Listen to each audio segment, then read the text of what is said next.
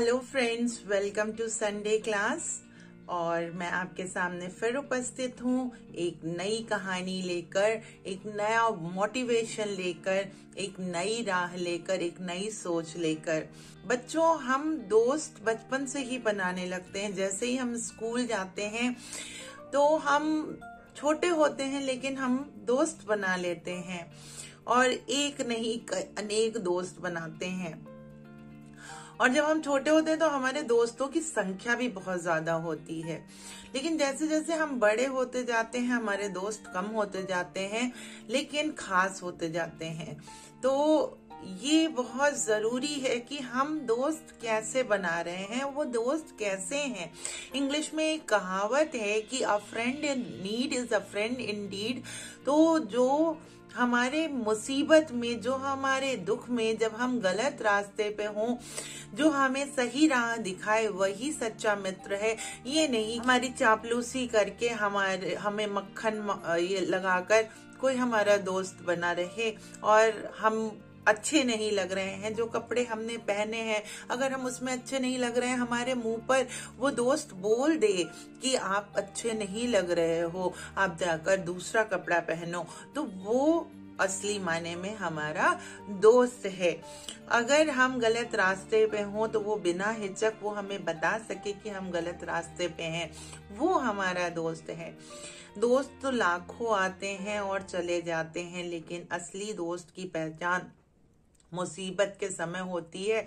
तो दोस्ती जरूर करिए, लेकिन सोच समझ के करिए। आज की कहानी इसी पर आधारित है। आइए हम कहानी शुरू करते हैं। और कहानी शुरू करने से पहले मैं आपसे रिक्वेस्ट जरूर करना चाहूंगी कि आप मेरे चैनल को लाइक, शेयर, सब्सक्राइब जरूर करें, क्योंकि मैं काफी मेहनत करके आपके लिए अच्छी अच्छी कहानियां लाती हूं, जिससे आप सही रास्ते पर चल सकें, आप दूसरों को ज्ञान बांट सकें और दूसरों की नजर में एक अच्छे इंसान बन सके। यही मेरा उद्देश्य है, यही मेरा ध्येय है। तो लाइक, शेयर, सब्सक्राइब जरूर करें और कमेंट करना ना भूलें। आइए कहानी शुरू करते हैं। एक बेटा था और उस बेटे के बहुत सारे मित्र थे, और उसी के पिता का सिर्फ एक ही मित्र था। और बेटा अपने मित्रों में बड़ा घमंड करता था। जब भी वो पिता के सामने होता था तो बड़ी बड़ी बातें करता था कि मेरे दोस्त ऐसे, मेरे मित्र ऐसे, मेरे। पिता कुछ न कहता।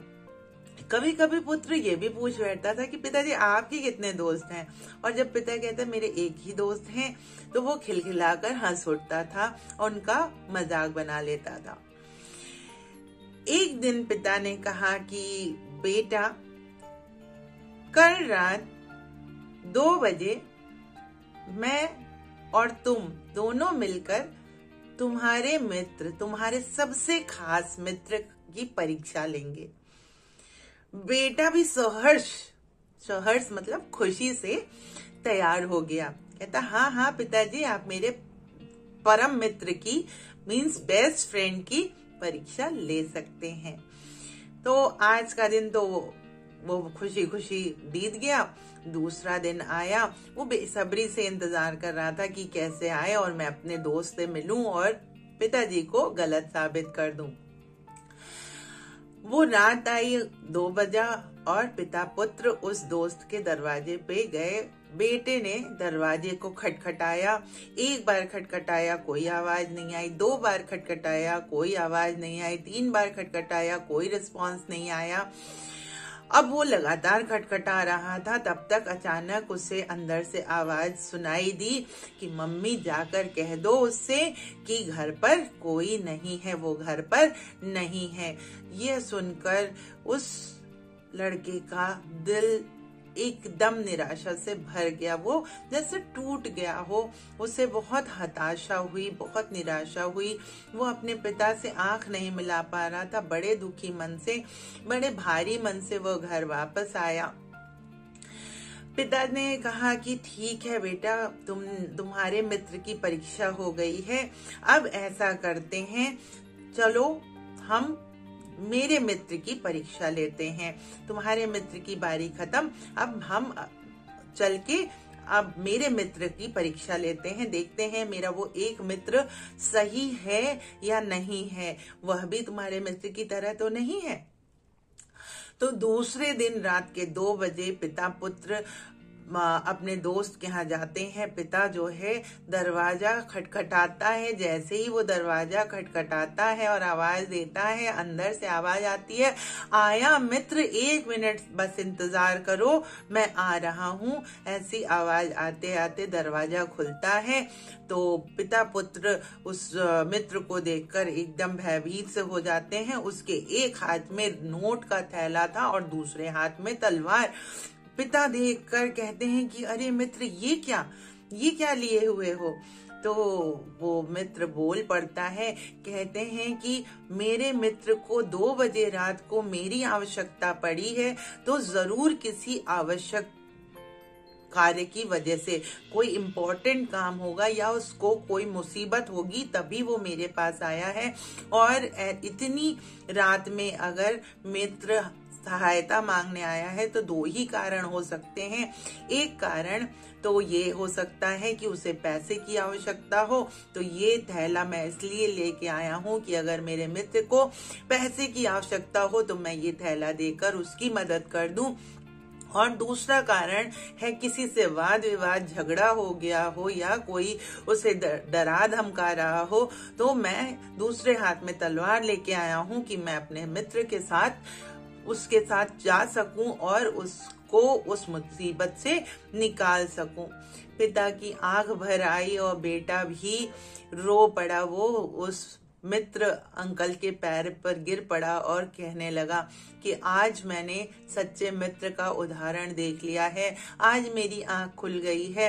अब मैं आगे से मित्र बनाते समय बहुत सचेत रहूंगा कि कौन सच में मेरा मित्र है, कौन सच में मुझे समझता है, कौन मेरे लिए खड़ा हो सकता है, कौन मुझे गलत को गलत कह सकता है कि मैं गलत हूं तो बिना हिचक वो कह दे कि मैं गलत हूं। तो बच्चों, ये तो उस बच्चे ने सीख लिया, लेकिन क्या आपने सीखा? ये आपके लिए भी है कि मित्र बनाइए। मित्र बनाना बुरी बात नहीं है, लेकिन ऐसा मित्र बनाइए जो नेक हो, जो आपके लिए हो, आप उसके लिए हो, आपको अहमियत दे, ना कि वो आपकी चीजों को अहमियत दे। वो आपके लिए हो और आप उसके लिए। ऐसे मित्र से जीवन धन्य हो जाता है। मित्र जो हैं कृष्ण की तरह होने चाहिए, जो युद्ध ना करते हुए भी युद्ध जिता दें, और या तो फिर कर्ण जैसे होने चाहिए जो अपना अंत जानता है कि मेरा अंत हो जाएगा, मैं ऐसी जगह पे हूँ कि मेरा सर्वनाश हो जाएगा, लेकिन कठिन से कठिन परिस्थिति में भी साथ नहीं छोड़ता। तो कृष्ण और कर्ण की तरह मित्रता होनी चाहिए जो हर परिस्थिति में निभाई जाए।